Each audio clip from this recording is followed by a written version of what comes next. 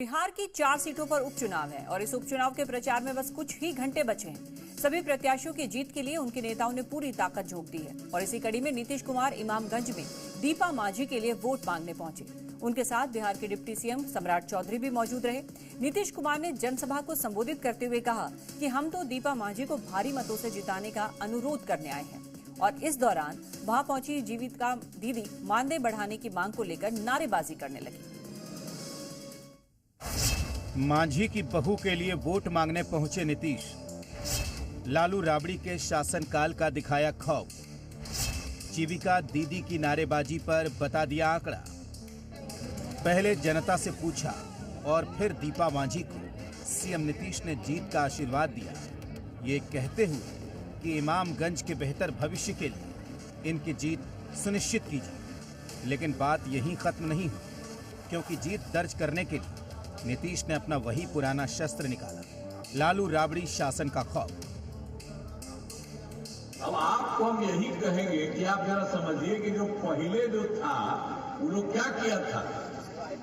आप जानते थे शाम में कोई घर से निकल पाता था, कोई घर से नहीं निकल पाता था। ये हालत कितना खराब थी और कितना विवाद होता था।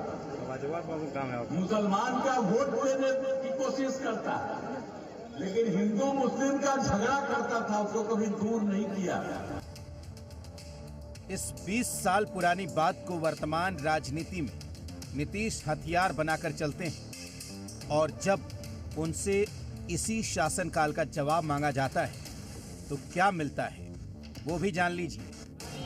नीतीश के भाषण के बीच जीविका दीदी नारेबाजी करने लगी मानदेय बढ़ाने के लिए, तो सीएम ने आंकड़े गिना दिए। आप जरा बताइए, अभी अब बोल रही है तब जरा सुन लो।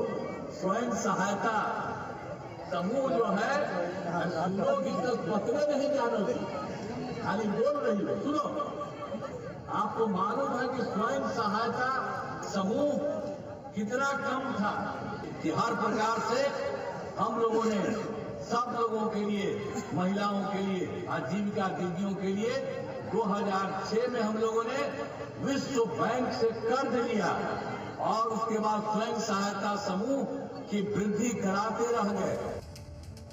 सीएम अपने शासनकाल को बखान करते थके नहीं, खूब काम गिनाए। तो वहीं इमामगंज की सीट को पक्का करने के साथ अगले साल के चुनाव का गणित बीजेपी ने सेट किया। लेकिन यहाँ जो आदरणीय मुख्यमंत्री नीतीश कुमार जी आए हैं, उनका कॉन्फिडेंस और आप बिहार की सरकार का ताकत बढ़ाना चाहते हैं तो दीपा मांझी जी को कढ़ाई चाप पर वोट देकर पटना विधानसभा में भेजने का काम कीजिए साथ में। दरअसल इस बार के उपचुनाव को अगले साल के विधानसभा चुनाव का सेमीफाइनल माना जा रहा है। स्कोर अच्छा रहा तो उम्मीद जीत की बढ़ेगी और स्कोर कमजोर हुआ तो फिर रणनीति नई बनानी होगी। पुरुषोत्तम, जी मीडिया, गया।